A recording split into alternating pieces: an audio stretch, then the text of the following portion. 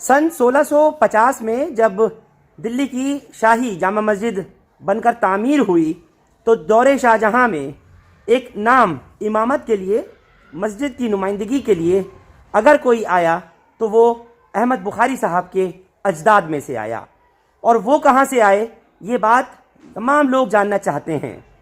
ایک ایسا سفر نامہ جو کہ ازبیکستان کا، یعنی اسی جگہ سفر نامہ ازبیکستان کے نام سے لکھا گیا ہے، مشہور و معروف سینئر صحافی ممتاز عالم رضوی کے ذریعے۔ اس میں پورا ذکر کیا گیا ہے جو کہ سمرقند تاشقند ازبیکستان کے نام سے جانا جاتا ہے، بخارا کے جہاں کے آباء و اجداد سید احمد بخاری کے ہیں۔ وہ اب سے چند لمحوں میں پہنچنے والے ہیں اور یہاں ایک ریلیز اسی کتاب کی جو ممتاز عالم رضوی نے لکھی ہے وہ خود کرنے پہنچیں گے۔ پروگرام کی صدارت بھی سید احمد بخاری شاہی امام جامع مسجد کے زیر اہتمام ہوگی۔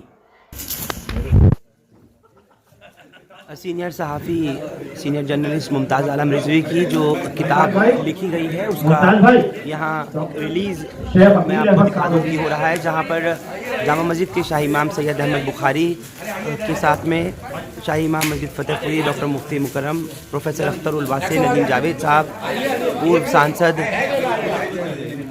شاہد صدیقی، پورو سانسد میم افضل اور تمام لوگ اسٹیج پر آپ کو نظر آ رہے ہیں۔ نائب امام شاہی جامع مسجد شعبان بخاری،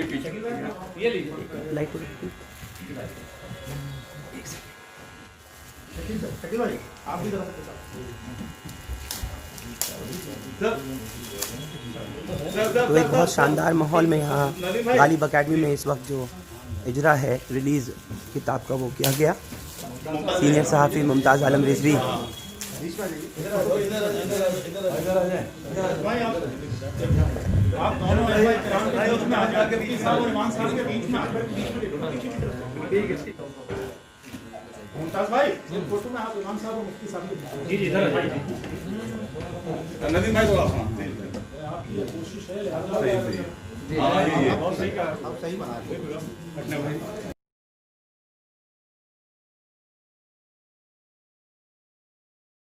اللہ الرحمن الرحیم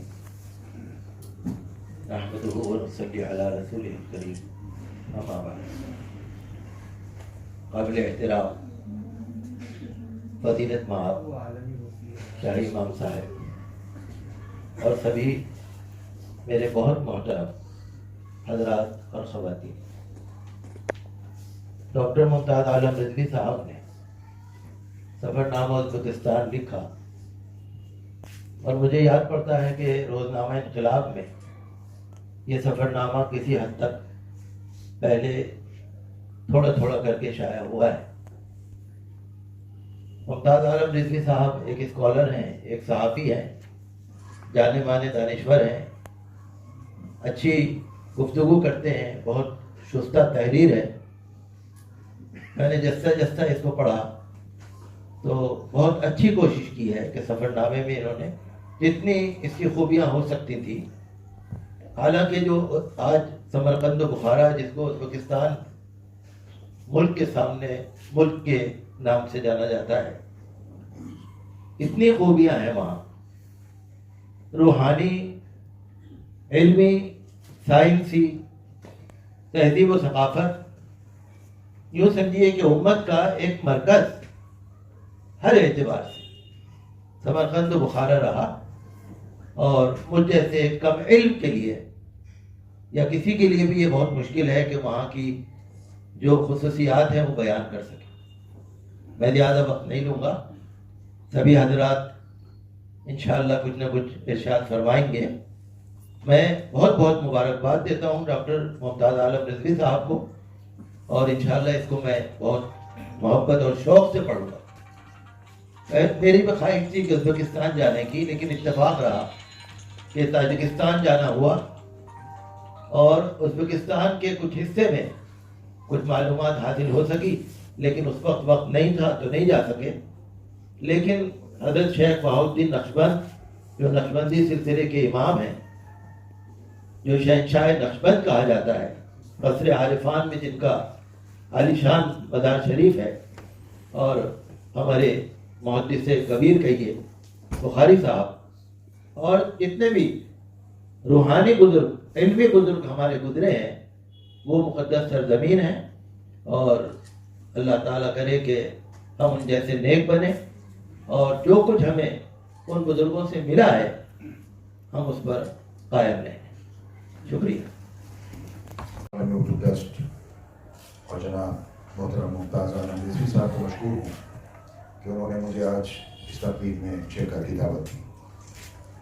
ظاہر مذاق میں ایک بات عرض کر دوں کہ جب کسی محفل یا کسی تقریب کا کسی کو صدر بنایا جاتا ہے تو جہاں وہ اعزاز ہے وہاں سزا بھی ہے۔ تو جب آخر میں صدر بولتا ہے تو لوگ اپنی گھڑی کو دیکھنے لگتے ہیں اور یہ کوشش کرتے ہیں کہ جلدی صدر اپنی تقریر کو ختم کرے اور ہم اپنے کاموں سے واپس جائیں۔ رائے مدار میں نے عرض کیا۔ عزیزان محترم، زندگی میں سفر کی اہمیت ہے، اور دنیاوی زندگی در حقیقت خود ایک سفر ہے۔ اگر ممتاز عالم رضوی صاحب ازبکستان کے سفر پر نہ گئے ہوتے تو آج یہ سفر نامہ تحریر نہ ہوا ہوتا۔ محترم شکیل شمسی صاحب نے اور شاہد سفیدی صاحب نے صحیح اپنی تقریر میں فرمایا کہ تحریر وہ ہونی چاہیے جو تصویر کی شکل میں پیش ہو، اور یہ حقیقت ہے کہ انہوں نے جو سفر نامہ لکھا ہے وہ تحریر نہیں، تقریر نہیں، بلکہ تصویر ہے۔ اور مصنف کی یہی خصوصیت ہونی چاہیے کہ لوگ اس کو دلچسپی کے ساتھ پڑھیں۔ تقریباً 1.5 یا 2 سال پہلے مجھے حکومت ازبکستان کی دعوت پر تاشقند، سمرقند، بخارا جانے کا موقع ملا۔ میں نے درخواست کی ممتاز عالم رضوی صاحب سے کہ وہ بھی میرے ساتھ سفر میں چلیں۔ ہم لوگ وہاں گئے، اور وہاں سے آنے کے بعد اس سے پہلے بھی ایک دفعہ تشریف لے گئے تھے۔ وہاں سے آنے کے بعد چند دنوں کا سفر، غالباً 4-5 دن اس سے پہلے اور 4-5 دن میرے ساتھ، 10-12 دن کا یہ سفر، اور سفر کو جو 53 قسطوں میں انہوں نے لکھا ہے یہ اس کے لیے قابل مبارکباد ہے۔ اور یہ 53 قسطیں روزنامہ انقلاب میں مسلسل شائع ہوتی رہیں، اور میں نے اس کو پڑھا۔ انہوں نے جس طرح وہاں کی سیاسی، ازبکستان کی سیاسی، وہاں کی سماجی اور مذہبی اور دینی معاملات کو جس طرح سے پیش کیا ہے، وہ میں اس کے لیے ان کو مبارکباد دیتا ہوں۔ خاص کر سیاحتی مقامات، مذہبی مقامات، علماء کرام، اولیاء کرام کا تذکرہ، اور خاص کر حضرت امام بخاری رحمہ اللہ، بہاؤالدین نقشبندی رحمہ اللہ، امام ترمذی، یہ تمام بزرگان دین جو وہاں پر مدفون ہیں اس کا ذکر کرنا تفصیل کے ساتھ میں بہت پڑھ چکا ہوں، لیکن بہت سارے لوگوں کے لیے میں سمجھتا ہوں کہ ان کی معلومات میں اضافہ ہے۔ حضرت امام بخاری وہ شخصیت ہے، وہ محدث ہیں کہ جن کو 5 لاکھ احادیث ذہن نشین تھی، اور یہ دنیا کے مسلمانوں کے لیے ایک اعزاز ہے کہ انہوں نے 5 لاکھ احادیث بخاری شریف کی شکل میں لکھی، اور ہم سب اس سے مستفید ہوئے۔ میں نے ان 53 قسطوں کو لگاتار پڑھا جب روزنامہ انقلاب میں وہ شائع ہوتی ہے۔ غالباً 2-3 یا 4 قسطیں میں نہیں پڑھ پایا۔ مجھے اس لیے بھی اس کو پڑھنے میں دلچسپی تھی کیونکہ میرا تعلق بخارا سے ہے۔ میں اس کو اپنا وطن تو نہیں کہوں گا، لیکن میرا دوسرا وطن ضرور ہے کہ جہاں سے میرے جد امجد حضرت سید عبدالغفور شاہ بخاری جو شاہ بخارا کے داماد تھے، ہندوستان تشریف لائے شاہ جہاں کے طرف کرنے پر، اور جامع مسجد کے پہلے امام مقرر ہوئے۔ انہوں نے اپنی کتاب میں اور بھی بہت چیزوں کا ذکر کیا ہے، اور وہ چیزیں کہ جو اب تک میرے علم میں نہیں تھیں، مجھے میری معلومات میں اضافہ ہوا اس کتاب کو پڑھنے کے بعد۔ میں سمجھتا ہوں کہ مکہ المکرمہ، مدینہ منورہ، بیت المقدس کے بعد اگر کوئی جگہ ایسی ہے کہ جہاں جانے کے بعد دل خوش ہوتا ہے، مطمئن ہوتا ہے، جہاں روحانیت نظر آتی ہے، وہ بخارا ہے، وہ سمرقند ہے۔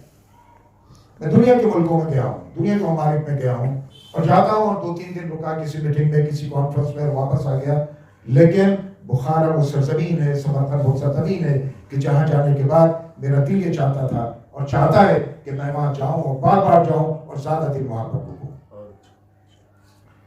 میں یہ کہوں گا کہ اگر آپ کو بھی موقع ملے تو ضرور آپ تاشقند, سمرقند, بخارا کا سفر کریں. آپ کو ایک عجیب سکون وہاں پر ملے گا. لوگوں کو علم نہیں ہے. حکومت ازبکستان نے اس سے گفتگو کی اور یہ چاہا کہ بھئی ہندوستان سے کافی لوگ وہاں پر جائیں, بڑی تعداد میں جائیں, ٹورزم کو بڑھاوا ملے. میں نے ان کے سامنے کچھ تجاویز رکھی کہ جب تک لوگوں کو علم نہیں ہوگا, نہیں معلوم لوگوں کو, حضرت امام بخاری کا معلوم ہے لیکن شیخ بہاؤالدین کے تعلق سے, امام ترمذی کے تعلق سے اور دیگر اولیاء کرام کے تعلق سے لوگوں کو پتہ نہیں ہے کہ وہ وہاں پر اس سرزمین پر مدفون ہے. تو پبلسٹی کا زمانہ ہے. جب تک آپ لوگوں کو معلوم نہیں ہوگا لوگ جائیں گے کیسے. میں نے ان کے سامنے ایک تقریر یہ بھی رکھی کہ آپ کی فلائٹ یہاں سے جاتی ہے, 9 گھنٹے کا سفر ہے دہلی سے اور تاشقند کا. جب یہاں سے دہلی اور تاشقند کی فلائٹ جاتی ہیں تو آپ اس کو جدے تک کیجیے, کرایہ اس کا بہت کم رکھیے. 5-6 دن لوگ تاشقند, سمرقند, بخارا رکے اور اس کے بعد عمرے کے لیے جدہ جائیں تو لوگوں کو سہولت بھی ہوگی, کرایہ بھی کم ہوگا, لوگ جائیں گے, دیکھیں گے. وہاں کی گورنمنٹ یہ بھی چاہتی ہے کہ لوگ آئیں یہاں پر تجارت کریں, تو جبھی تو ہوگا جب حکومت کچھ قدم اٹھائے گی. تو بہرحال ہمیں وہاں کا سفر ضرور کرنا چاہیے کہ جب بھی موقع ملے. میں ایک 2 واقعات کا ذکر آپ کے سامنے کروں گا. مجھے کئی دفعہ وہاں جانے کا موقع ملا, اس دور میں بھی کہ جب USSR ہوا کرتا تھا اور انقلاب نہیں آیا تھا 1990 سے پہلے, تو وہاں مغربیت کا زیادہ اثر تھا. لوگ شراب پیتے تھے, عیاش تھے, کیپٹزم کا زیادہ وہاں پر اثر تھا اور بس کہنے کے مسلمان تھے. ایک دفعہ ایک مسجد میں ہم گئے اور وہاں کے امام صاحب نے جمعے کی نماز کے بعد ضیافت کا بھی اہتمام کیا ہوا تھا. تو جنازہ آیا وہاں پر. بزرگ تو مسجد میں ضرور آئے لیکن نوجوان مسجد سے باہر ہو گئے, جنازے میں شرکت نہیں کی. جنازہ چلا گیا, باہر سے پھر وہ شرکت, باہر سے پھر جنازے کے ساتھ چلے گئے. دلچسپ یہ ہے کہ جب ضیافت ختم ہوئی, اس سفر میں میرے ساتھ مفتی عبدالرحمان عثمانی صاحب مرحوم اور یونس سلیم صاحب مرحوم بھی ہمارے ساتھ تھے. تو ایک تحفہ ہم کو ملا, گفٹ تھا. ہوٹل میں جا کر کھولا تو الیکٹرک شیور تھا جو امام صاحب کی طرف سے ہم کو ملا تھا. تو اور اس کے بعد اگر آپ دیکھیں جو میں بعد میں گیا ہوں اس انقلاب کے بعد, تو تصویر بالکل بدلی ہوئی تھی. مساجد میں نوجوانوں کی تعداد کثیر, بہت کثیر تھی, بہت زیادہ تعداد. اور بزرگ جو تھے وہ 5%, نوجوانوں کی تعداد 95%. اور اس سے پہلے جب آپ جاتے تھے اور ہم غیر متعدد بار جانے کا موقع ملا تو 5% بھی نوجوان ہی ہوتے تھے اور 95% بزرگ ہوتے تھے. اس کے علاوہ خواتین کو دیکھا, خواتین حجاب میں وہاں زیادہ تر نظر آئی جو مسلمان تھیں. اور اگر وہ ایک دوسرے کو دیکھتی کہ یہ مسلمان جا رہا ہے یا آ رہا ہے تو سلام کرنے کی کوشش کرتے ایک دوسرے کے ساتھ. ایک واقعہ یہ ہوا اسی دور میں جب مفتی عبدالرحمان عثمانی صاحب بھی ہمارے ساتھ تھے. جب انقلاب سے پہلے میں غالباً قازان میں ہم لوگ تھے, قازان کے ہوٹل میں پہنچے تو وہاں یونیورسٹیز کالجز کے کافی نوجوان اس ہوٹل میں ٹھہرے ہوئے تھے. جیسے ہی ہم پہنچے تو وہ صاحب آئے اور انہوں نے پوچھا آپ ہندوستان سے آئے؟ میں نے کہا ہندوستان سے آئے. انہوں نے کہا کہ راج کپور کا, میں راج کپور کا نام تو سنا تھا, انہوں نے فلموں کا ذکر کیا. میں نے کہا ہم فلم تو نہیں دیکھتے ہیں, راج کپور کے تعلق سے ہم نے ضرور اخبارات میں ویسے پڑھا ہے. تو بہت خوش ہوئے. خیر تھوڑی دیر کے بعد وہ سب نوجوان جو تھے ایک ٹرے میں شراب گلاسز میں لے کر آئے اور مفتی صاحب کو, مجھے اور ان کو یونس سلیم صاحب کو پیش کرنے کی کوشش کی. تو ہم نے ان کو سمجھایا کہ دیکھیے اسلام میں شراب حرام ہے, یہ ہم نہیں پی سکتے, آپ کو بھی اس سے پرہیز کرنا چاہیے. اب ان کی زبان ہم نہیں جانتے تھے لیکن ہمارے ساتھ جو ترجمان تھے انہوں نے ترجمانی کی اور ان کو بتایا, لیکن وہ بہت ناراض ہوئے. گھر چلے گئے. صبح کو جب ہم اٹھ کر ناشتے کے لیے ہم لوگ گئے تو وہ نوجوان بہت غصے میں, جیسے ایک میزبان ضیافت کرتا ہے, لوگوں کو پانی اور چائے وغیرہ پیش کرتا ہے, اسی طرح اس دور میں شراب جو تھی وہ عام تھی اور مہمان کے اکرام میں اور ان کے اعزاز میں وہ شراب جو تھی وہ پیش کرتے تھے. پھر ان کو سمجھایا, آدھا گھنٹہ ان کو سمجھایا میں نے, مفتی صاحب نے. تب ان میں سے کچھ نوجوانوں نے کہا کہ ہم کوشش کریں گے کہ شراب نہ پئیں, لیکن خدا کا شکر ہے کہ اب جب ہم گئے تو اب بہت تبدیلی, ہماری اب تبدیلی وہاں پر نظر آئی. بہرحال ہم تو یہ دعا کریں گے کہ اللہ تعالیٰ ان کو اسلام پر قائم رکھے, اور جو مغربیت کا وہاں پر دورہ تھا آج بھی تھوڑا سا اس کا اثر ہے, اس سے وہ دور رہیں. میں آخر میں ایک بار پھر محترم ممتاز عالم ادریس صاحب کو مبارکباد پیش کرتا ہوں, اور وہ امید کرتا ہوں کہ جو اہل قلم ہیں اور اس طرح کی جو مضامین اور کتابیں ہیں ان کو شائع کرنے کی محترم شکیل شمسی صاحب ان کو اسی طرح سے نوازتے رہیں گے. وآخر دعوانا الحمدللہ رب العالمین. خدا آپ کا حامی و ناصر. اس خاص پیشکش میں آپ لوگ ہمارے ساتھ اس خبر سے جڑے, آپ کا بہت بہت شکریہ. ہندوستان لائیو فرحان یحییٰ آپ لوگ یوٹیوب پر سبسکرائب کر سکتے ہیں اور کلک کر سکتے ہیں بیل آئیکن ہماری خبر کی پہلی نوٹیفیکیشن کے لیے. فیس بک پر ہمارا پیج ہندوستان لائیو فرحان یحییٰ فالو اور لائک کر سکتے ہیں. Thank you for now.